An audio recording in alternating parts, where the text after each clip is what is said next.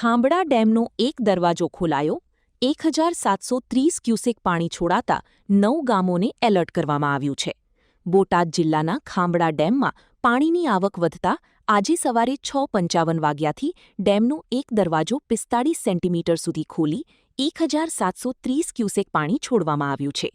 ડેમના નીચાણવાળા વિસ્તારમાં આવેલા ખાંભડા, બેલા, કુંડલ, ટીંબલા સહિત કુલ 9 ગામોને એલર્ટ કરવામાં આવ્યા છે.